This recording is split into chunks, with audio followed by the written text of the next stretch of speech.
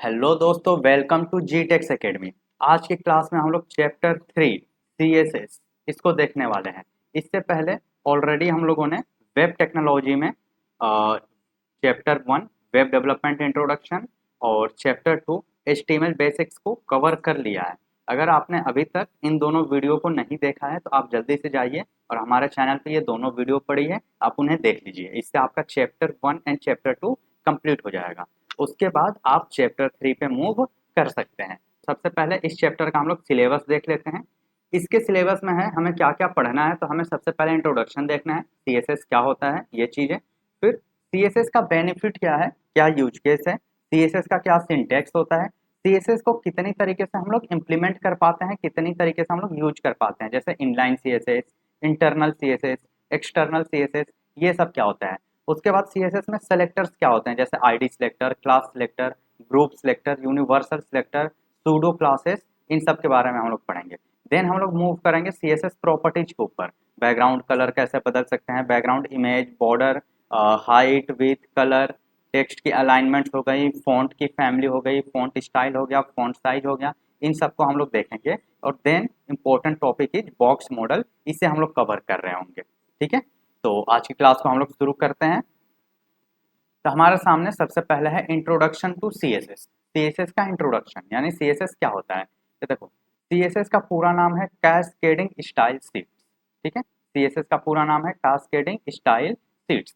CSS का use HTML द्वारा बनाए गए वेब पेज को सुंदर बनाने में किया जाता है। तो CSS का मेन काम क्या है, वेब पेजेस को सुंदर बनाना। वेब पेज को और अच्छे से दिखाने के लिए हम लोग यूज करते हैं CSS का। हमने कल की क्लास में जब हमने HTML पढ़ा था तो हमने देखा था HTML का काम है वेब पेज का लेआउट रेडी करना। ये हमारे लिए लेआउट रेडी करता है, लेआउट। एंड CSS का क्या काम है, तो CSS का काम है इसकी डिजाइनिंग करना, इसके डिजाइन को और ज्यादा सुंदर बनाना। ठीक है, HTML वेब पेज का स्ट्रक्चर रेडी करता है और CSS उसी वेब पेज का कलर, फॉन्ट, साइज, स्पेसिंग और लेआउट, इन सारे डिजाइन्स को कंट्रोल कर रहा होता है। यानी एक बॉक्स अगर HTML में बन गया तो ये बॉक्स कितना बड़ा होगा, इसका कलर कैसा होगा, ठीक है, इसकी हाइट विड्थ कितनी होगी, इसमें बॉर्डर होगा कि नहीं होगा, मार्जिन होगा कि नहीं होगा, ये सारा के सारी चीजें कौन कंट्रोल कर रहा होता है, हमारा CSS। ठीक है, CSS की सहायता से हम वेब पेज के एलिमेंट को अलग अलग तरीके से स्टाइल कर सकते हैं। अब हम देखते हैं एग्जांपल, जैसे कोई एक हेडिंग है, उसका कलर बदलना है तो ये काम हम लोग कर सकते हैं CSS की हेल्प से। कोई पैराग्राफ है, उसकी फॉन्ट साइज कम करनी है तो ये भी हम लोग कर सकते हैं। और किसी पेज का बैकग्राउंड कलर बदलना हो तो हम बदल सकते हैं। किसी पेज का लेआउट रेडी करना हो तो ये सारे काम हम लोग CSS की हेल्प से कर सकते हैं। और CSS का जनरली सिंटेक्स इसी तरीके से होता है, जिसमें सबसे पहले हमारे पास एक सेलेक्टर होता है, जिसमें हम ये बताते हैं कि किस एलिमेंट को डिजाइन करना है, और उसके बाद हम लोग बताते हैं कि कौन सी प्रॉपर्टी है और क्या उसकी वैल्यू है। यानी यहाँ पे है कि H1 में कलर जो है उसका ब्लू कलर कर देना, उसकी फॉन्ट साइज जो है वो 30 पिक्सल कर देना। तो जनरली हम लोग CSS में इसी वे में कोडिंग कर रहे होते हैं, यही CSS का सिंटैक्स होता है। अब हम आगे बढ़ते हैं। अगला टॉपिक है बेनिफिट्स ऑफ CSS। CSS का बेनिफिट क्या है। तो सबसे पहला है कि वेब पेज को आकर्षक बनाना, यानी वेब पेज को सुंदर बनाना, प्रोफेशनल बनाना, ये काम है हमारे CSS का। CSS का सबसे पहला काम और सबसे मेन काम है यही है, वेब पेज को सुंदर बनाना। ठीक है, उसके बाद है CSS समय की बचत करता है। एक ही CSS कई HTML पेजेस पे हम लोग अप्लाई कर सकते हैं, इसमें कोई प्रॉब्लम नहीं होती है। उसके बाद CSS का एक और बेनिफिट है कि ये कोड को ऑर्गेनाइज करके रखता है। CSS में डिजाइन रखने से कोड आसानी से मैनेज हो जाता है। इसमें क्या होता है कि HTML में हम लोग पूरा का पूरा कंटेंट रख पाते हैं, कंटेंट यानी ओनली HTML का पार्ट, और CSS के अंदर हम लोग डिजाइन वाला पार्ट रख लेते हैं। तो इससे क्या होता है, कोड दो तरफा हो गया ना, एक तरफ कंटेंट हो गया हमारा पूरा और एक तरफ डिजाइन। डिजाइन में कुछ भी चेंज करना है तो CSS में जाके चेंजेस कर लो, और कंटेंट में कुछ भी चेंजेस करना है तो HTML में चेंजेस कर लो। तो इस तरीके से हमारा कोड ऑर्गेनाइज होता है CSS की हेल्प से। उसके बाद वेबसाइट के सभी पेज पे एक जैसा डिजाइन अप्लाई हो जाता है। आप कहो कि सेम डिजाइन, या जिसको हम लोग कहते हैं थीम, यानी हम एक थीम को लेके काम कर पाते हैं, यानी डिजाइन हमारी कंसिस्टेंट रह पाती है यूजिंग CSS। उसके बाद इजी मेंटेनेंस, डिजाइन में बदलाव करना, सीएसएस फाइल में बदलाव करना, ये काफ़ी आसान हो जाता है सीएसएस की हेल्प से। तो इससे हम वेबसाइट में इजीली डिजाइन को चेंज भी कर पाते हैं, डिजाइन को बदलना काफ़ी आसान हो जाता है। नेक्स्ट है रिस्पॉन्सिव डिजाइन। रिस्पॉन्सिव यानी अलग अलग स्क्रीन साइजेस पे, जैसे मोबाइल पे, टैबलेट पे, डेस्कटॉप पे, अलग अलग डिवाइसेस पे सही तरीके से हमारी वेबसाइट दिखाई दे, इसी को हम लोग कहते हैं रिस्पॉन्सिव। यह ऑलरेडी हम लोग कल की क्लास में कवर किए थे कि अलग अलग स्क्रीन साइज पे हमारी वेबसाइट सही तरीके से दिखनी चाहिए, और ये चीज़ भी बहुत अच्छे से हैंडल हो जाता है यूजिंग सी एस एस। तो ये भी सी एस एस का एक प्रॉफिट है कि हम रिस्पॉन्सिव डिजाइन बना सकते हैं। एक ही वेबसाइट मोबाइल पे भी चल सकती है, लैपटॉप पे भी चल सकती है और टैबलेट पे भी चल सकती है, और सारे डिवाइसेस में वो बिल्कुल ही सही तरीके से दिखाई दे सकती है। उसके बाद है पेज लोडिंग। पेज लोडिंग भी एक बहुत ही बड़ी समस्या होती है वेबसाइट में। आपने वेबसाइट तो बना दी, लेकिन क्या फ़ायदा अगर वो वेबसाइट लोड होने में ही 10 सेकंड लगा रही हो, ये तो समस्या हो जाएगी। तो हम लोग सीएसएस की हेल्प से अपने परफॉर्मेंस को ऑप्टिमाइज कर सकते हैं, जिससे हमारा पेज थोड़ा फास्ट लोड हो। ये सारी परफॉर्मेंस ऑप्टिमाइजेशन भी हम लोग सीएसएस की हेल्प से कर पाते हैं। ठीक है। नेक्स्ट है सीएसएस का सिंटैक्स। सिंटैक्स का मतलब है कि सीएसएस के लिखने का तरीका क्या है, सीएसएस में कैसे कोड लिखा जाता है, इस पे अब हम लोग बात करते हैं। तो सीएसएस में किसी भी एचटीएमएल एलिमेंट को स्टाइल करने के लिए एक फिक्स सिंटैक्स होता है। सीएसएस सिंटैक्स में मेन रूप से क्या क्या होता है, सेलेक्टर होता है, प्रॉपर्टी होता है और उसकी वैल्यू होती है। बस यही तीन चीज होती है।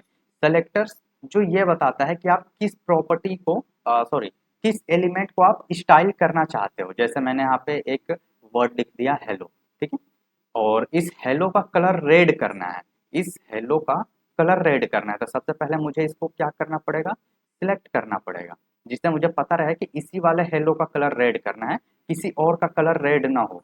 तो उसी के लिए यहाँ पे यूज होता है सेलेक्टर्स। और फिर हम बताएंगे प्रॉपर्टी कि इसका कलर बदलो, और कलर कैसा कर दो, रेड। तो जो रेड है वो हो जाएगी हमारी वैल्यू, प्रॉपर्टी हो गई कलर, और सेलेक्टर जो बताएगा कि इस एलिमेंट को चेंज करना है। तो आप यहाँ पे देख सकते हो एक पी टैग लिखा गया है, यानी पी टैग को सिलेक्ट करो और उसका कलर कैसा कर दो, रेड, और उसकी फॉन्ट साइज कितनी होनी चाहिए, 18 पिक्सल। तो ये होता है सीएसएस का सिंटैक्स, सीएसएस लिखने का तरीका। तो सीएसएस के सिंटैक्स में मेनली तीन चीजें होती हैं, पहला सेलेक्टर, दूसरा प्रॉपर्टी और तीसरा वैल्यू। ठीक है। सेलेक्टर को हम बाहर लिखते हैं, फिर हम करली ब्रेसेस लगाते हैं और अंदर में प्रॉपर्टी कॉलन वैल्यू के बेसिस पे हम अपने पूरे कोड को फिर लिख रहे होते हैं। नेक्स्ट टॉपिक है सीएसएस इम्प्लीमेंटेशन। सीएसएस को कितनी तरीके से एचटीएमएल के साथ हम लोग लिख सकते हैं। तो एचटीएमएल वेब पेज में सीएसएस को तीन तरीके से लिखा जा सकता है। पहला इनलाइन सीएसएस, दूसरा इंटरनल सीएसएस और तीसरा एक्सटर्नल सीएसएस। और ये आपके एग्जाम के पॉइंट ऑफ व्यू से काफ़ी इंपॉर्टेंट क्वेश्चन होता है, एग्जाम में कई बार पूछ लिया जाता है, तो इस वजह से आप इसको ध्यान रखेंगे। सीएसएस लिखने के तीन तरीके हैं हमारे पास, इनलाइन सीएसएस, इंटरनल सीएसएस और external CSS. One by one करके इन्हें समझते हैं। इनलाइन सीएसएस, जब सीएसएस को डायरेक्टली एचटीएमएल एलिमेंट में स्टाइल एट्रीब्यूट के अंदर लिख दिया जाता है तो उसे इनलाइन सीएसएस कहते हैं। सिंपल सी बात है, एचटीएमएल के साथ ही एचटीएमएल के साथ ही अगर आप सीएसएस लिख देते हो, एचटीएमएल वाली लाइन में ही अगर आप सीएसएस लिख देते हो तो उसे कहते हैं इनलाइन सीएसएस। अब जैसे देखो यहाँ पे पी टैग है, राइट, और ये पी टैग तो एक एचटीएमएल की लाइन है, यहाँ पे पी टैग ओपन हुआ था, फिर कंटेंट आया था और पी टैग क्लोज हुआ था, और इसी एचटीएमएल वाली लाइन में ही मैंने लिख दिया स्टाइल कलर रेड, राइट, और साथ ही ये भी मैंने लिख दिया फॉन्ट साइज 20 पिक्सल।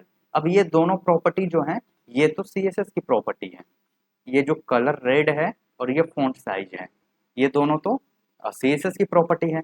और ये लाइन जो है ये तो एचटीएमएल वाली लाइन है, यानी एचटीएमएल के अंदर ही हमने सीएसएस लिख दिया, एचटीएमएल वाली लाइन में ही हमने सीएसएस लिख दिया, इसलिए इसको हम लोग कहते हैं इनलाइन सीएसएस।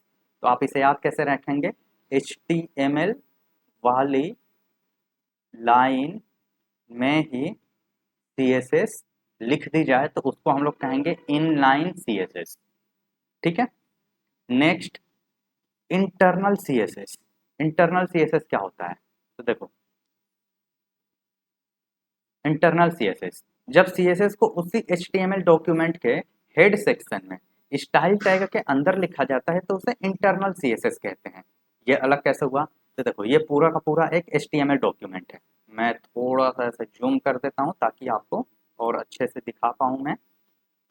देखो मैंने जूम कर दिया, ये एक HTML की फाइल है, राइट। HTML की फाइल में सबसे पहली लाइन डॉक टाइप HTML होता है, ठीक है। उसके बाद HTML टैग ओपन हुआ, ये भी सही है। हेड टैग ओपन हुआ और हेड टैग के अंदर एक और स्टाइल टैग लगाया गया है और इसके अंदर हम CSS लिख सकते हैं। अब ध्यान से देखा जाए तो ये फाइल किस चीज़ की है? HTML की फाइल है सर, राइट। ये पूरी की पूरी फाइल HTML की फाइल है और उसमें ही हम लोग CSS लिख रहे हैं। तो इसी को हम लोग कहते हैं इंटरनल CSS। इंटरनल CSS क्यों? क्योंकि HTML वाले फाइल में ही हमने CSS लिख दिया, इसी वजह से इसका नाम है इंटरनल CSS। अगर हम HTML वाली लाइन में लिख देते हैं, जैसे ये HTML की एक लाइन है और इसी में CSS लिख देते हैं, तब वो हो जाता इनलाइन CSS जो अभी हमने पढ़ा था। लेकिन हमने इसी वाली लाइन में नहीं लिखा। मेक श्योर करना, हमने HTML वाली लाइन में CSS नहीं लिखा है, हमने HTML वाली फाइल में CSS लिखा है, हेड टैग के अंदर स्टाइल टैग लगा के, और वहां पे हमने CSS लिखा है। इस वजह से इसको हम लोग क्या कहेंगे? Internal CSS। मतलब एक फाइल थी हमारे पास HTML की और उसी में हम लोगों ने CSS लिख दिया, इस वजह से इसका नाम है इंटरनल CSS। और अगर HTML वाली लाइन में हम ये CSS लिख देते हैं तो हम इसको कहते हैं इनलाइन CSS। आई होप आपको ये दोनों चीजें समझ में आई होगी कि इनलाइन CSS किसे कहते हैं हम लोग और इंटरनल CSS किसे कहते हैं। तो इनलाइन CSS तब होता है जब HTML वाली लाइन जो चल रही है उसी वाली लाइन में हम CSS लिख दें। और इंटरनल CSS किसको कहते हैं? तो एक फाइल होगी हमारे पास, ये फाइल होगी HTML की और इस फाइल के अंदर हम स्टाइल टैग लगाएंगे अपना, STYLE स्टाइल टैग लगाएंगे और यहाँ पे हम अपनी CSS लिख देंगे और फिर हम अपनी स्टाइल टैग को क्लोज कर देंगे। तो इसको हम लोग कहते हैं इंटरनल CSS। समझ गए आप? इंटरनल CSS में HTML वाली फाइल में CSS लिखी जाती है और इनलाइन CSS में HTML वाली लाइन में ही CSS लिख दी जाती है। आई होप आपको ये दोनों टॉपिक क्लियर हो गए होंगे। अब हम अगला टॉपिक देखते हैं, that is external CSS। External CSS क्या होता है कि हम CSS के लिए एक अलग से फाइल बनाते हैं विथ डॉट CSS। जितनी भी फाइल्स होती हैं उन सबका एक एक्सटेंशन होता है, जैसे HTML का डॉट HTML एक एक्सटेंशन होता है या फिर डॉट HTM भी हम लिख सकते हैं। ये दोनों HTML के एक्सटेंशन है। कोई अगर टेक्स्ट फाइल आप बनाते हो तो उसका एक्सटेंशन होता है डॉट TXT। कोई PDF हो तो उसका एक्सटेंशन होता है डॉट PDF। अगर आपके पास कोई फोटो है, फोटो हो तो उसका एक्सटेंशन होता है डॉट PNG या डॉट JPG या डॉट JPEG। इस तरीके से कोई वीडियो फाइल हो तो उसका एक्सटेंशन होता है डॉट MP4। वैसे ही CSS वाली फाइल का एक्सटेंशन होता है डॉट CSS, इसका एक्सटेंशन डॉट CSS होता है। यानी हम इसमें CSS का कोड लिखेंगे, ये हमें पता चलता है। तो एक्सटर्नल CSS किसे कहते हैं? तो जब CSS को एक अलग फाइल में लिखा जाता है, हम एक अलग से फाइल बनाएंगे, एक अलग से फाइल बनाएंगे, उसका हम नाम रखेंगे कुछ भी, जैसे मैं रख देता हूँ ABC.CSS और अपनी CSS अब मैं इस फाइल में लिखूंगा, ठीक है। उसके बाद मेरे पास एक फाइल होगी HTML की, एक फाइल HTML की होगी मेरे पास और इस HTML वाली फाइल को मैं अपने CSS वाली फाइल के साथ लिंक करूंगा। देन इसे हम लोग कहते हैं एक्सटर्नल CSS। एक्सटर्नल CSS का सिंपल सा मतलब इतना है कि हमने एक अलग से फाइल बना दी है CSS के लिए और हमने वहां पे CSS लिख दी है। तो जब CSS को एक अलग डॉट CSS वाली फाइल में लिखा जाता है और उसे HTML पेज के साथ लिंक टैग से जोड़ दिया जाता है तो इसे हम लोग कहते हैं एक्सटर्नल CSS, यानी ऐसा CSS जो अलग से लिखा गया है। यह तरीका बड़ी वेबसाइट के लिए सबसे ज़्यादा यूजफुल है। अगर कोई भी बड़ी वेबसाइट हम बनाते हैं, प्रोडक्शन ग्रेड की जितनी वेबसाइट्स होती हैं उन सब में सबसे ज़्यादा यूज हो रहा होता है यही एक्सटर्नल CSS, ठीक है। क्योंकि एक ही CSS फाइल में कई HTML पेज भी इस्तेमाल किया जा सकता है। एक ही CSS की फाइल आप कई जगह यूज भी कर सकते हो और दूसरा फायदा ये होता है डिबगिंग करना आसान हो जाता है, डिबग करना आसान हो जाता है। HTML में कोई बग आया तो आप आराम से HTML वाले कोड में जाके देख सकते हो और CSS में कोई भी दिक्कत आई तो आप CSS वाली फाइल में जाके देख सकते हो। तो ये फायदा होता है एक्सटर्नल CSS लिखने का। एक्सटर्नल CSS कैसा होगा? इसमें एक फाइल होगी HTML की और एक और फाइल होगी CSS की, और देन हम लिंक टैग की हेल्प से इस CSS वाली फाइल को अपने HTML में लिंक कर देंगे। तो इस तरीके से इस CSS को हम लोग कहते हैं एक्सटर्नल CSS, क्योंकि हमने एक अलग से फाइल बनाई है CSS की और उसमें हम लोगों ने अपनी CSS लिखी है। आई होप आपको यहाँ तक समझ में आ गया। अब हम एक छोटा सा क्विक रिवीजन कर लेते हैं। क्विक रिवीजन, जैसे इनलाइन CSS क्या होता है, तो HTML एलिमेंट की स्टाइल एट्रीब्यूट में CSS लिख दी जाती है, यानी HTML वाली लाइन में ही हमने CSS लिख दी तो वो हो गई इनलाइन CSS। इंटरनल CSS क्या होती है, तो HTML वाले फाइल में हेड टैग के अंदर स्टाइल टैग लगाते हैं और उसमें हम CSS लिख देते हैं, इसको हम कहते हैं इंटरनल CSS। और एक्सटर्नल CSS, तो एक अलग से .css की फाइल बनाते हैं और फिर उसे हम अपने HTML में लिंक करते हैं लिंक टैग की हेल्प से, तो इसे हम लोग कहते हैं एक्सटर्नल CSS। सबसे ज़्यादा कौन सा यूज होता है, तो देखो external CSS is mostly use in production grade website. Production grade website में सबसे ज़्यादा यूज जो होता है वो है एक्सटर्नल CSS। ठीक है, कभी कभी हम लोग यूज कर लेते हैं इंटरनल CSS भी, कभी कभी इनलाइन CSS भी यूज हो जाता है, बट हम हमेशा ट्राई करते हैं कि इनलाइन CSS नहीं यूज करें। रेयर केस होता है कि हम इनलाइन CSS यूज करते हैं।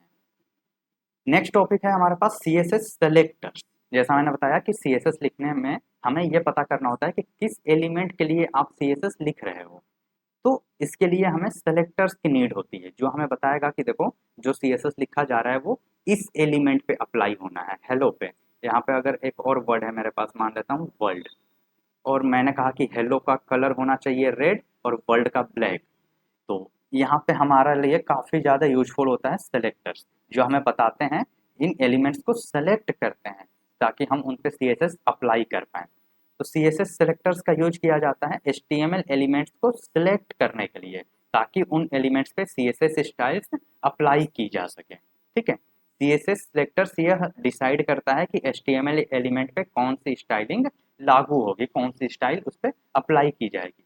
सिंपल सी बात है, पहले हम एलिमेंट को सिलेक्ट करेंगे और सिलेक्ट करने के बाद तब हम इस पे CSS अप्लाई कर पाएंगे, जिससे क्लियरिटी रहती है कि इसी एलिमेंट पे डिजाइन अप्लाई होनी है हमारी। ठीक है, अब कौन कौन से सेलेक्टर्स हैं हमारे पास CSS में, तो देखो ID सिलेक्टर है हमारे पास, क्लास सिलेक्टर है, ग्रुप सिलेक्टर है, यूनिवर्सल सिलेक्टर है, सूडो सिलेक्टर है। ये सारे सेलेक्टर्स हैं हमारे पास CSS में, जिनकी हेल्प से हम एलिमेंट्स को सिलेक्ट कर सकते हैं। आपको ID सिलेक्टर और क्लास सिलेक्टर ध्यान में रखना है, क्योंकि एग्जाम के पॉइंट ऑफ व्यू से ये दोनों बहुत ही इंपॉर्टेंट है।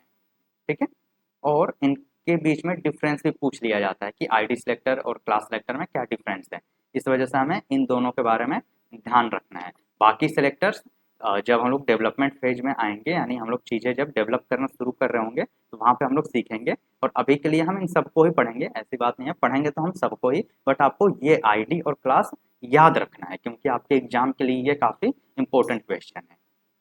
चलिए अब हम बात करते हैं ID सिलेक्टर पे। तो ID सिलेक्टर का यूज एक स्पेसिफिक HTML एलिमेंट को सिलेक्ट करने के लिए किया जाता है। कोई एक HTML एलिमेंट है और उसको सिलेक्ट करना है, तो इसलिए हम लोग यूज करते हैं ID सिलेक्टर का। ID सिलेक्टर को CSS में हैश सिंबल के साथ रिप्रेजेंट किया जाता है। HTML में जिस एलिमेंट की ID दी जाती है, CSS में उसी को हैश के साथ यूज किया जाता है। ID का बिल्कुल सिंपल सा फंडा है, कोई एक एलिमेंट है, जैसे मान लो यहाँ पे एक H1 है, ठीक है, हमारे पास एक H1 है, तो इस H1 को हमने एक ID दे दी ABC दे दी। ID एक एट्रीब्यूट होता है HTML में, तो हमने ID दे दी ABC, और अब मुझे CSS में ये ID यूज करनी है। तो CSS वाली फाइल में या CSS वाले सेक्शन में जब हम इस ID को सिलेक्ट करेंगे, तो हम लिखेंगे हैश ABC। हैश का मतलब ये है कि ये एक ID है HTML के अंदर, समझ गए आप। तो जब भी ID को सिलेक्ट करना होता है तो हम लिखते हैं हैश और उस ID का नाम। यही यहाँ पे बताया जा रहा है कि CSS में हैश सिंबल के साथ ID को रिप्रेजेंट किया जाता है। तो आप ये इंपॉर्टेंट पॉइंट्स याद रखना, ID को हैश सिंबल के साथ सिलेक्ट किया जाता है। एक पेज में ID का उपयोग एक यूनिक एलिमेंट की तरह होता है, ठीक है, ये भी ध्यान रखना है। और ID की स्पेसिफिसिटी जो होती है वो क्लास सिलेक्टर से ज़्यादा होती है। आपको ये भी ध्यान रखना है, एक एलिमेंट को सिर्फ एक ही ID दी जा सकती है, मल्टीपल ID नहीं दी जा सकती। अगर ये एक जैसे H1 है, तो H1 को मैंने एक आईडी दे दी ABC। अब मैं इसको एक और आईडी XYZ नहीं दे सकता हूँ, यही आईडी को यूनिक बनाता है। तो आईडी सिर्फ एक हो सकता है, यानी एक एलिमेंट की सिर्फ और सिर्फ एक आईडी हो सकती है, उससे ज़्यादा आईडी नहीं हो सकती। क्लियर है इतना? Next is class selector. Class selector का यूज एक या एक से ज़्यादा HTML एलिमेंट्स को एक ही बार में सिलेक्ट करने के लिए हम लोग यूज करते हैं। वैसे तो कि HTML एलिमेंट्स में आप मल्टीपल एलिमेंट्स को सिलेक्ट करना चाहते हो तो आप उनको क्लास सिलेक्टर का यूज करके सिलेक्ट करो, ये ज़्यादा अच्छा माना जाता है। फिर क्लास सिलेक्टर को CSS में डॉट के साथ रिप्रेजेंट किया जाता है। जैसे मैंने बताया आईडी के लिए हैश हम लोग यूज करते हैं, राइट, वैसे ही क्लास के लिए हम लोग डॉट लिखते हैं। CSS में जब भी हम डॉट देखेंगे तो इसका मतलब ये है कि वो एक क्लास को सिलेक्ट किया गया है, तो डॉट से हम लोग सिलेक्ट करते हैं क्लास को। तो आप ध्यान रखेंगे क्लास सेलेक्टर डॉट सिंबल से रिप्रेजेंट किए जाते हैं, और एक ही क्लास को कई HTML एलिमेंट्स पे लगाया जा सकता है। बिल्कुल सही बात है। क्लास का यूज रीयूजेबल स्टाइलिंग के लिए किया जाता है, ये बहुत इंपॉर्टेंट पॉइंट है। क्लास ज़्यादातर हम लोग बनाते हैं रीयूजेबल स्टाइलिंग के लिए, बार बार उस स्टाइल को यूज करने के लिए। अब जैसा मैंने बताया था कि एक मेरे पास H1 है और इसको मैंने आईडी दी थी ABC, ठीक है, और मैंने बताया था कि अब मैं इसको और कोई आईडी नहीं दे सकता हूँ, क्योंकि आईडी सिर्फ एक ही बार लिखी जा सकती है, एक एलिमेंट की सिर्फ और सिर्फ एक ही आईडी हो सकती है। बट इसी H1 को अगर मैं क्लास देना चाहूँ तो मैं मल्टीपल क्लास दे सकता हूँ। मैंने इसको दिया ABC एक क्लास, उसके बाद XYG भी एक क्लास दे दी स्पेस देके, और एक क्लास और मैंने दे दिया YG, ऐसे। तो यहाँ पे टोटल मैंने इसको 3 क्लासेस दे दी, और ये बिल्कुल सही है। तो आईडी एक एलिमेंट की सिर्फ एक हो सकती है, एक से ज़्यादा आईडी नहीं हो सकती, बट एक ही एलिमेंट के मल्टीपल क्लासेस हो सकते हैं, कोई भी प्रॉब्लम नहीं है, ठीक है। चलो, अब हम आगे बढ़ते हैं। Next topic is group selector. कि ग्रुप सेलेक्टर क्या होता है? तो ग्रुप सेलेक्टर का यूज तब किया जाता है जब कई HTML एलिमेंट्स पे एक ही बार में हमें CSS स्टाइल लगाना हो तो हम उन्हें यूज करते हैं, और ये मल्टी सिलेक्टर को कॉमा लगा लगा के हम अलग कर सकते हैं। जैसे मेरे पास एक H1 है, उसकी आईडी है A, ठीक है। एक और H1 है मेरे पास, उसकी आईडी है B, और एक और H1 है, उसको मैंने क्लास दिया है C। तो मेरे पास दो आईडी हैं AB और C, और CSS में इन तीनों को सिलेक्ट करना है। तो मैं कैसे कर सकता हूँ? तो मैं लिखूंगा हैश A, क्यों? क्योंकि आईडी के लिए हैश लिखते हैं, कॉमा हैश बी, और कॉमा डॉट सी। डॉट क्यों? क्योंकि क्लास के लिए हम डॉट लगाते हैं, और उसके बाद ऐसे मैं करली ब्रेसेस लगा के और यहाँ पे अपनी CSS की कोडिंग लिख सकता हूँ। यानी मैंने एक ही बार में ये तीनों एलिमेंट्स को सिलेक्ट कर लिया कॉमा लगा के, ठीक है। इसी वजह से इसको हम लोग कहते हैं ग्रुप सेलेक्टर। हम एक ही बार में multiple ID, class, tag in सबको सिलेक्ट कर सकते हैं। इसका फ़ायदा क्या होता है कि कोड की रिपीटेशन कम हो जाती है। जैसे मान लो कि आपको इन तीनों का ही कलर रेड करना था, तीनों का कलर कैसा करना था? रेड। तो आप तीनों को एक एक बार सिलेक्ट करके रेड लिखते, इससे अच्छा है आपने तीनों को एक ही बार में सिलेक्ट किया और आप एक ही बार में लिख सकते हो कलर रेड। समझ गए? तो ये फ़ायदा होता है हमारे पास ग्रुप सिलेक्टर का। उसके अलावा CSS छोटा और ऑर्गेनाइज हो जाता है, यानी CSS file come line of code की हो जाती है, और एक ही स्टाइल सारे एलिमेंट्स पे इजीली अप्लाई हो जाते हैं। तो ये फ़ायदा होता है ग्रुप सिलेक्टर का, ताकि कोड रिपीटेशन कम हो, CSS फाइल छोटी हो जाए और इजीली सारे एलिमेंट्स पे वो अप्लाई हो जाए। Next topic is universal selector. Universal selector star selector होता है हमारा, इसे स्टार से ही रिप्रेजेंट करते हैं, ठीक है। तो यूनिवर्सल सिलेक्टर का यूज वेब पेज के HTML एलिमेंट्स को सिलेक्ट करने के लिए किया जाता है, और इसे एस्ट्रिक, इसको हम लोग एस्ट्रिक वैसे कहते हैं प्रोग्रामिंग लैंग्वेज में, ऐसे आप इसको स्टार से याद रख सकते हो कि हाँ हम इसे स्टार कहते हैं। तो एस्ट्रिक सिंबल से रिप्रेजेंट किया जाता है, यूनिवर्सल सिलेक्टर को हमेशा एस्ट्रिक से रिप्रेजेंट किया जाता है, जिसको मैं स्टार कहूंगा, और आप भी स्टार ही कह के याद रखो इसे, ठीक है। इसका यूज किया जाता है एक ही बार में सारे एलिमेंट्स को सिलेक्ट करने के लिए, पूरे HTML के एलिमेंट को एक ही बार में सिलेक्ट कर सकता है, और इसका यूज किया जाता है सबसे ज़्यादा रीसेट करने के लिए, रीसेट, CSS को रीसेट करने के लिए। बाय डिफ़ॉल्ट आप जब प्रोग्रामिंग पढ़ेंगे HTML CSS में आप कोड करेंगे तो आपको रियलाइज़ होगा कि बाय डिफ़ॉल्ट जो है HTML फाइल थोड़ा सा अपने साथ मार्जिन रखता है और थोड़ा सा अपने साथ पैडिंग रख के चलता है। तो इन दोनों को रीसेट करने के लिए ज़्यादातर स्टार यानी एस्ट्रिक वाले का यूज किया जाता है, ठीक है। आगे पढ़ेंगे इन सब के बारे में। तो हमें और ज़्यादा क्लियरिटी मिलेगी। तो ये है हमारा यूनिवर्सल सिलेक्टर जिसे हम लोग स्टार के साथ रिप्रेजेंट कर रहे होते हैं और इसका मेन काम है CSS को रीसेट करना। ओके, चलिए नेक्स्ट टॉपिक है हमारे पास सूडो क्लासेस। सूडो क्लास का यूज HTML एलिमेंट के किसी स्पेशल स्टेट या कंडीशन को सिलेक्ट करने के लिए किया जाता है। जैसे आपने देखा होगा कई बार आपके वेबसाइट पे एक बटन होगा, ठीक है, बटन है, और इस बटन पे अपना माउस लेके जाते ही वो कलर बदल लेता है, कलर चेंज कर लेता है। तो पहले तो हम इस बटन के लिए CSS लिखे होंगे, और जैसे ही इस पे माउस आया तो उसके लिए भी फिर हम CSS लिखे होंगे, तभी तो वो कलर बदल पा रहा है। तो ऐसी चीज़ों के लिए हम लोग यूज करते हैं सूडो क्लासेस का।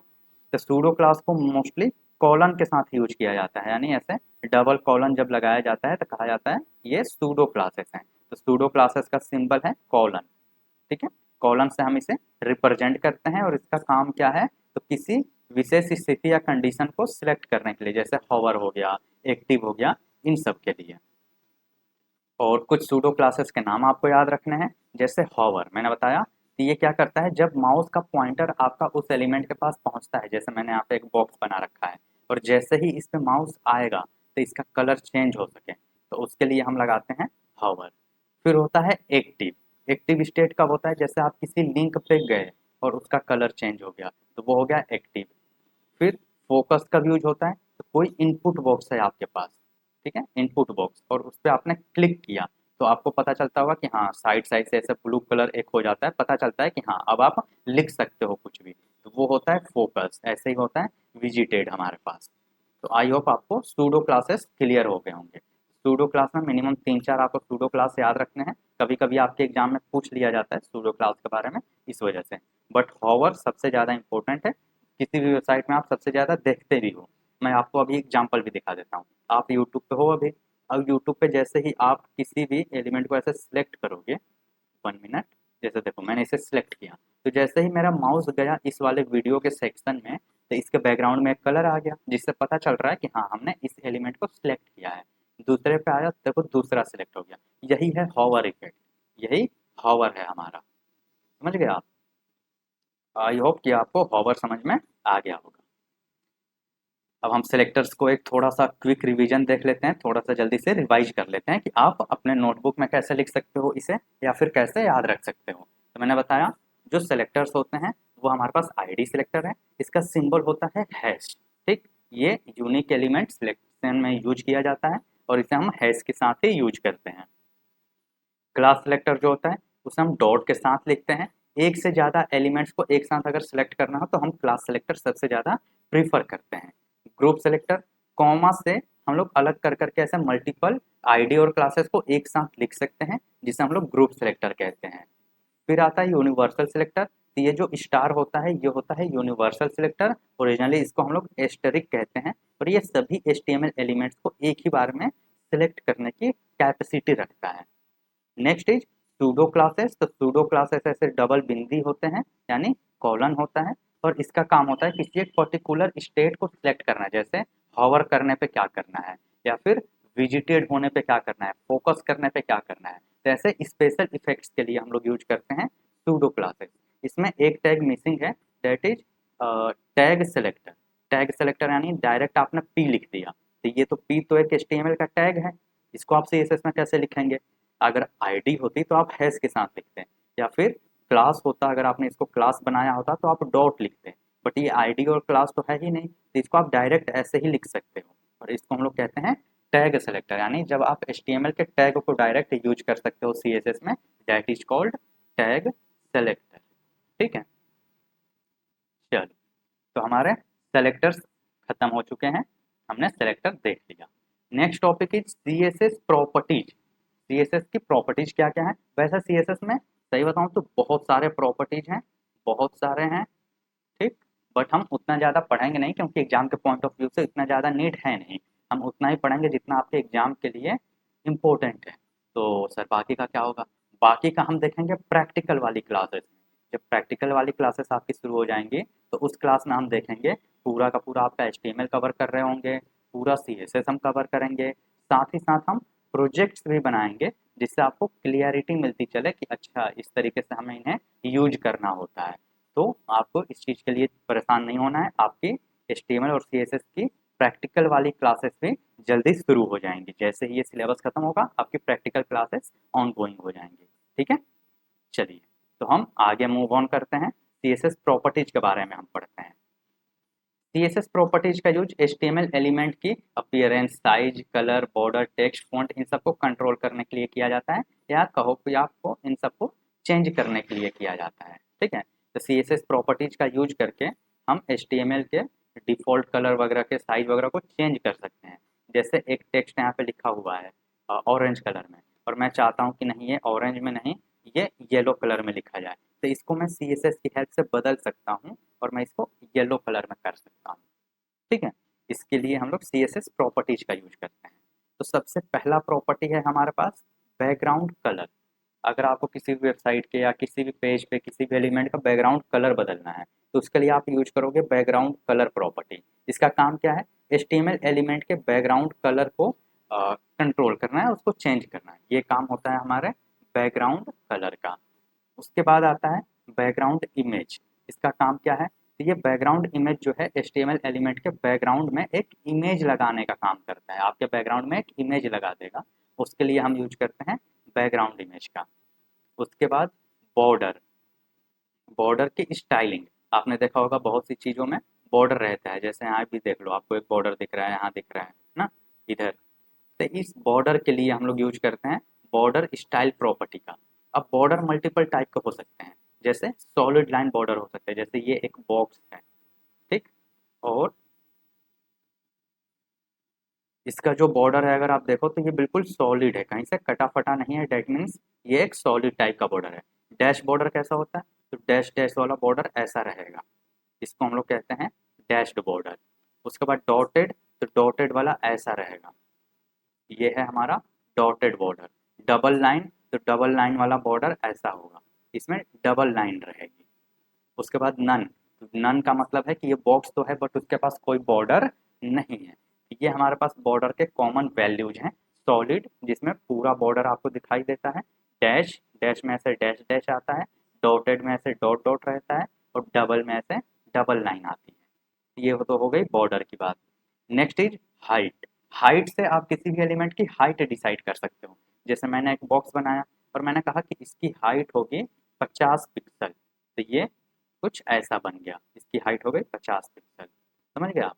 उसके बाद ऐसे ही हमारे पास एक एलिमेंट है विथ, जिसकी हेल्प से हम विथ डिसाइड कर सकते हैं। तो मुझे एक बॉक्स बनाना है जिसकी हाइट हो 50 पिक्सल और विथ हो 60 पिक्सल। तो ये कुछ ऐसा बनेगा, ये 50 पिक्सल की हाइट और 60 पिक्सल की विथ, यहाँ पे 60 और यहाँ पे 50। तो लगभग इस तरह से ये काम करता है।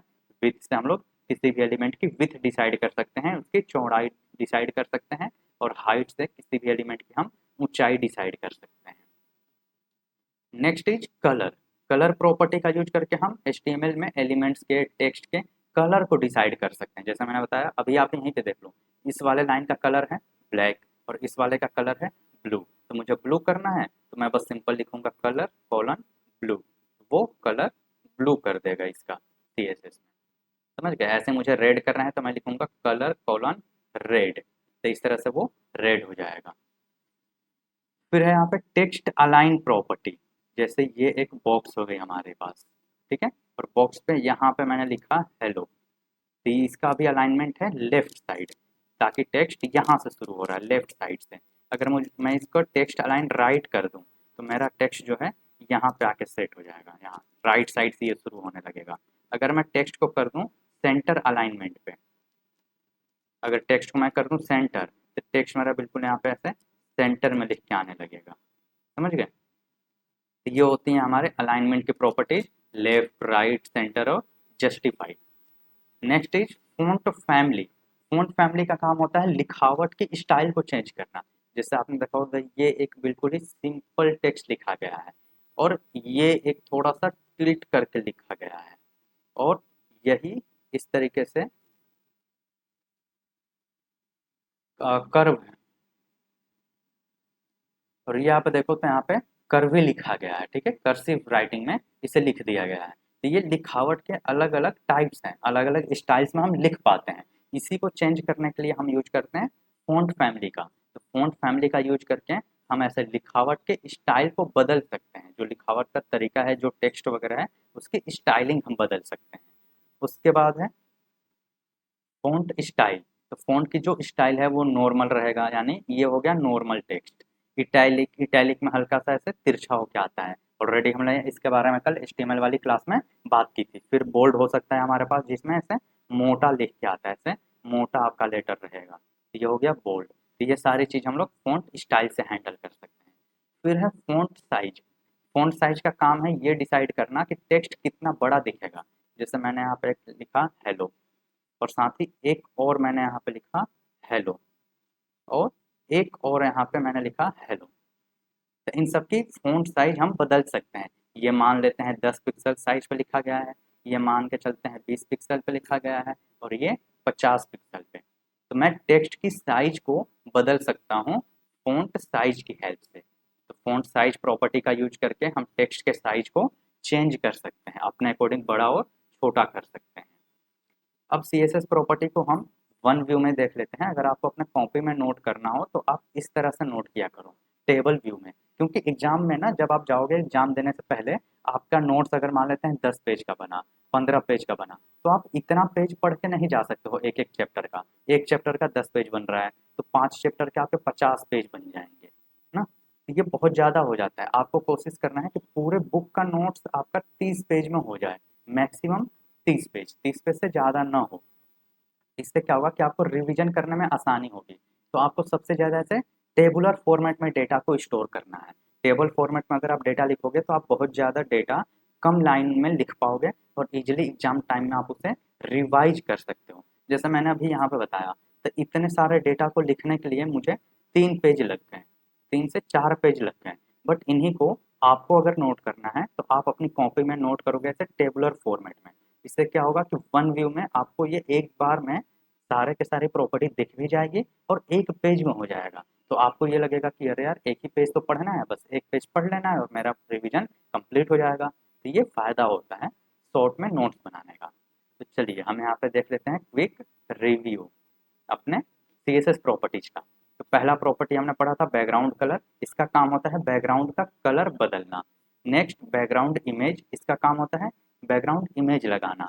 फिर हमने पढ़ा था बॉर्डर स्टाइल। ये बॉर्डर के स्टाइल को डिसाइड करता है कि सॉलिड टाइप का बॉर्डर होगा, या डैश डैश टाइप का होगा, या डॉटेड होगा, ठीक, या डबल होगा, ये डिसाइड करता है। फिर हाइट, ये किसी भी एलिमेंट की हाइट डिसाइड करता है। विथ, किसी भी एलिमेंट की विथ डिसाइड करता है। कलर, तो ये किसी भी एलिमेंट के टेक्स्ट का कलर बताएगा कि कैसा रहेगा, ब्लू, रेड, ब्लैक, ये सब। टेक्स्ट की अलाइनमेंट, ये डिसाइड करता है कि टेक्स्ट कहाँ से लिखे जाना शुरू होगा। फ़ॉन्ट फैमिली जो है, ये टेक्स्ट के स्टाइल को बताता है कि टेक्स्ट किस तरीके, टेक्स्ट जो आपका होगा वो किस स्टाइल में लिखा जाए। फ़ॉन्ट स्टाइल जो है, ये फ़ॉन्ट की स्टाइलिंग बताता है, जैसे मोटा लिखना है आपको या पतला लिखना है आपको, ये सारी चीज़ें। फ़ॉन्ट साइज़ आपके टेक्स्ट की साइजेस बताता है कि कितना बड़ा आपको टेक्स्ट लिखना है। और फ़ॉन्ट वेट, ये भी बोल्डनेस को ही बताता है कि आपका टेक्स्ट कितना बोल्ड होना चाहिए। अब ये तो हो गई थ्योरी की बात। अब हम इसका प्रैक्टिकल एग्जाम्पल भी देख लेते हैं यहीं पे। आई थिंक मैंने एग्जाम्पल लिखा नहीं है, कोई बात नहीं। जब हम लोग प्रैक्टिकल वाली क्लासेस कर रहे होंगे तो हम इन सब का वन बाय वन करके एग्जाम्पल भी देख लेंगे, ठीक है। नेक्स्ट टॉपिक है हमारे पास बॉक्स मॉडल। CSS का ये काफ़ी इंपॉर्टेंट टॉपिक है, बॉक्स मॉडल। ये बहुत ही इंपॉर्टेंट है, ठीक है। CSS में मेनली 3 ही टॉपिक इंपॉर्टेंट होते हैं।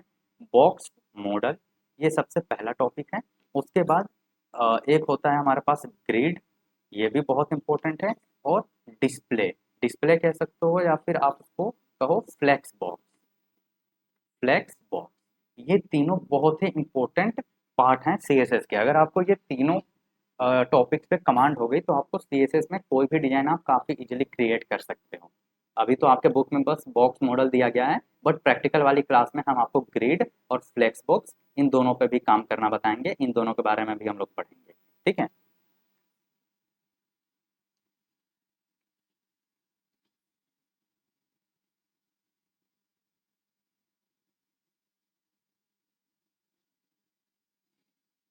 चलिए तो अब हम लोग पढ़ते हैं बॉक्स मॉडल के बारे में। सीएसएस बॉक्स मॉडल एक कॉन्सेप्ट है। सीएसएस जो बॉक्स मॉडल है वो एक कॉन्सेप्ट है जिसके अनुसार हर एचटीएमएल एलिमेंट एक रेक्टेंगुलर बॉक्स होता है। जितने भी एचटीएमएल के बॉक्स एचटीएमएल एलिमेंट्स होते हैं वो एक बॉक्स होते हैं बॉक्स मॉडल के अकॉर्डिंग।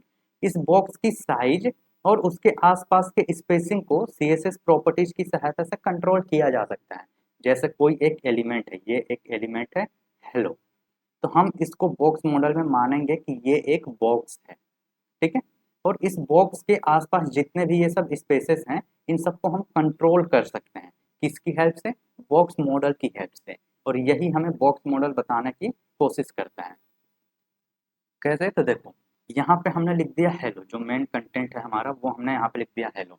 अब कंटेंट के, ये तो हो गया हमारा कंटेंट, दिख रहा है आपको, ये हो गया कंटेंट।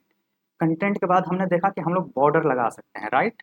तो मैं यहाँ पे एक ब्लैक कलर का बॉर्डर लगा देता हूँ।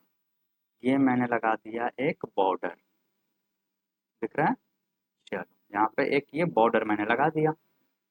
अब कंटेंट यहाँ पे है और बॉर्डर यहाँ पे है। इन दोनों के बीच में जो ये गैपिंग आ रही है, ये बॉर्डर और कंटेंट के बीच में जो ये गैपिंग आ रही है चारों साइड से आ रही है ना, इतनी सारी ये गैपिंग, इस गैपिंग को ही हम लोग कहते हैं पैडिंग। यानी कंटेंट और बॉर्डर के बीच में जो गैप होगा उसको हम लोग क्या कहेंगे? पैडिंग कहेंगे। तो आप देखो यहाँ पे पैडिंग है सबसे पहले, the space between content and the border. Content और बॉर्डर के बीच में जो गैप होता है उसको हम लोग कहते हैं पैडिंग। ठीक है, अब ये बॉर्डर बन गया, बन गया। तो बॉर्डर के बाहर हम मानते हैं अब दूसरी दुनिया है, और बॉर्डर के बाहर जो भी स्पेस होगा उसको हम लोग क्या कहेंगे? मार्जिन। तो यहाँ पे है margin, the space outside the border. Border के बाहर के सारे एरिया को हम क्या कहते हैं? मार्जिन। और कंटेंट क्या होगा? जो एक्चुअल टेक्स्ट और इमेज, जो हमारा मेन टेक्स्ट या इमेज होता है वो हो गया हमारा कंटेंट। चलो, इसके लिए एक और एग्जांपल हम देखते हैं। मैंने यहाँ पे एक हेलो टेक्स्ट बनाया, बन गया टेक्स्ट, और इस टेक्स्ट के चारों तरफ मैंने एक बॉर्डर खींच दिया। तो मैंने कहा कि तुम बॉर्डर इतना लोगे, ले लिया इसने बॉर्डर। अब अगर ध्यान से देखा जाए तो टेक्स्ट यहाँ से शुरू हो रहा है और ये है बॉर्डर। इन दोनों के बीच में इतना सारा ये खाली स्पेस आ रहा है, चारों साइड से आ रहा है ना। ये देखो, इतना सारा ये खाली स्पेस आ रहा है। अगर मैं इसको ऐसे कवर करने की कोशिश करूँ कि हेलो इतना में ही है, तो देखो यहाँ पे इतना सारा स्पेस है जो खाली है। तो यही रेड वाला जो एरिया है वो है पैडिंग। क्यों? क्योंकि बॉर्डर और टेक्स्ट के बीच में जो ये एरिया होता है उसको हम लोग कहते हैं पैडिंग। और बॉर्डर के बाहर जो एरिया बच गया, बॉर्डर के बाहर जितना एरिया बच रहा है उसको हम लोग क्या कहेंगे? मार्जिन। तो ये तो हमारा बॉर्डर था, ये था हमारा बॉर्डर, ये है बॉर्डर। तो बॉर्डर के अंदर जो हो गया पैडिंग हो गया, और बॉर्डर के बाहर जो होगा वो होगा मार्जिन। समझ गए? तो बॉक्स मॉडल में टोटल जो पार्ट्स होंगे आपके, वो 4 पार्ट होंगे। बॉक्स मॉडल को आपको 4 पार्ट में हमेशा याद रखना है। कौन कौन से? तो आपके पास सबसे पहला है कंटेंट, जो आपने एक्चुअल इमेज लगाया है या जो आपने एक्चुअल टेक्स्ट लिखा है वो, तो उसको हम लोग कहते हैं कंटेंट, जो आपके एक्चुअल चीज हो गई, टेक्स्ट है, इमेज। उसके बाद कंटेंट के बाद आपने एक दे दिया, मान लेते हैं बॉर्डर। तो कंटेंट और बॉर्डर के बीच में जो स्पेस है वो है पैडिंग, और बॉर्डर के बाहर जो है वो है मार्जिन। और यही 4 चीजें बस होती हैं बॉक्स मॉडल में। तो आप बॉक्स मॉडल को इस वाले इमेज से याद रखेंगे, और जब भी आपके एग्जाम में अगर बॉक्स मॉडल पूछता है तो आप बाकायदा ये इमेज बना के आपको आना पड़ेगा, तब आपको जाके पूरे मार्क्स मिलेंगे। तो इमेज आपको कैसे बनाना है? तो आपको एक कंटेंट दिखा देना है पहले। ये हो गया कंटेंट सर हमारा, ठीक है। और कंटेंट के चारों तरफ हमने एक बना दिया है बॉर्डर, ये हो गया हमारा बॉर्डर। एक सेकेंड, ये हमने बना दिया बॉर्डर। अब सिंपल सी बात है, बॉर्डर के अंदर जो स्पेस बना कंटेंट और बॉर्डर के बीच में वो हो गया पैडिंग, और बॉर्डर के बाहर जो आएगा वो हो गया हमारा मार्जिन। क्लियर है इतनी बात? तो ये है आपका बॉक्स मॉडल। बॉक्स मॉडल में टोटल 4 पार्ट्स होते हैं। कंटेंट, जो आपका एक्चुअल इमेज या टेक्स्ट होगा। उसके बाद होगा बॉर्डर, जो आप बॉर्डर डिसाइड करोगे, जो आप बॉर्डर दोगे। कंटेंट और बॉर्डर के बीच में आपका पैडिंग आता है, और बॉर्डर के बाहर मार्जिन होता है। आप इसको याद ऐसे भी रख सकते हो कि बॉर्डर के अंदर पैडिंग और बॉर्डर के बाहर मार्जिन। तो देखो मैंने यहाँ पे वन बाय वन करके लिख दिया है। मार्जिन, तो मार्जिन किसी भी HTML एलिमेंट के बॉर्डर के बाहर खाली जगह को हम लोग कहते हैं मार्जिन, ठीक है, आउटसाइड ऑफ द बॉर्डर। और बॉर्डर क्या होता है, तो बॉर्डर जो है किसी भी HTML एलिमेंट के कंटेंट और पैडिंग के चारों तरफ बनी बाउंड्री होती है। बॉर्डर हम खुद से डिसाइड करते हैं। और पैडिंग क्या होता है, तो पैडिंग जो होता है वो कंटेंट और बॉर्डर के बीच में जो खाली जगह होती है उसे हम लोग पैडिंग कहते हैं, ठीक है। तो आप इसको याद रखेंगे, मार्जिन बॉर्डर के बाहर की खाली जगह, पैडिंग बॉर्डर के अंदर की खाली जगह यानी कंटेंट और बॉर्डर के बीच की खाली जगह, और बॉर्डर जो होगा वो कंटेंट के चारों तरफ हम लोग खुद एक बाउंड्री बनाएंगे, वो हो गई हमारी बॉर्डर। चलिए, आई थिंक ये भी 2 बार टाइप हो गया है, कोई बात नहीं। इस तरह से हम लोगों ने मार्जिन, पैडिंग इन सबको भी देख लिया, तो सारे टॉपिक को हमने CSS में कवर अप कर लिया है। अब आते हैं इम्पोर्टेंट क्वेश्चंस पे कि CSS के लिए इम्पोर्टेंट क्वेश्चंस क्या क्या हैं, या फिर लास्ट ईयर क्या क्या पूछा जा चुका है, प्रीवियस 10 सालों में आपसे क्या क्या पूछा जा चुका है। तो देखो, CSS पे आपको एक्सप्लेनेशन लिखने के लिए आ सकता है कि CSS पे आप शॉर्ट नोट लिखो या एक्सप्लेन करो। ये ऑलरेडी 2015 में 2016 में भी पूछा जा चुका है, तो ये काफ़ी इंपॉर्टेंट होता है कि कई बार आपसे डायरेक्टली पूछ लिया जाता है कि आप CSS पे अपना टिप्पणी करो या CSS के बारे में लिखो, ठीक है। उसके बाद है CSS में सेलेक्टर्स क्या होते हैं, और ID सेलेक्टर और क्लास सेलेक्टर क्या होता है, इसके बारे में ये आपको हमेशा याद रखना है। CSS क्या है और CSS में कलर्स को कैसे यूज किया जाता है, ये ऑलरेडी 2017 में पूछा जा चुका है, तो आपको इसके बारे में याद रखना है। फिर है CSS का यूज वेब पेज को CSS का यूज करके वेब पेज को फॉर्मेट कैसे करते हैं, ये बताएं। वेब पेज को फॉर्मेट करने का मतलब है कि पेज का बैकग्राउंड कलर बदलना, पेज के बैकग्राउंड में इमेज लगाना, ये चीज़ ये 2017 में पूछा जा चुका है, तो आप इसके बारे में पढ़ लेंगे। नेक्स्ट, ग्रुप सेलेक्टर और CSS का इम्प्लीमेंटेशन। तो CSS को इम्प्लीमेंट करने का जो जो तरीका है, टोटल मैंने 3 तरीके बताए थे CSS इम्प्लीमेंट करने के, कौन कौन से, इनलाइन CSS, उसके बाद मैंने बताया था इंटरनल CSS और एक्सटर्नल CSS। इनलाइन CSS क्या होता है, तो सर HTML वाली लाइन में ही हम लोग CSS लिख देते हैं। जैसे यहाँ पे मैंने HTML लिखा, HTML वाली ये लाइन चल रही है, इसी में मैं लगाऊंगा style equal to colour colon red, तो ये हो गई सर HTML वाली लाइन में CSS लिखना, तो इसे हम लोग कहते हैं इनलाइन CSS। उसके बाद दूसरा क्या होता है, इंटरनल CSS। तो एक फाइल होगी HTML की, और इसी फाइल में हम CSS भी लिख दें हेड टैग के अंदर, तो उसको हम लोग कहते हैं इंटरनल CSS। और थर्ड इज एक्सटर्नल CSS। इसमें सर हम क्या करते हैं, एक अलग से फाइल बनाते हैं डॉट CSS, ठीक है, और इसको हम अपने HTML वाली फाइल से जोड़ते हैं, यानी लिंक करते हैं यूजिंग लिंक टैग।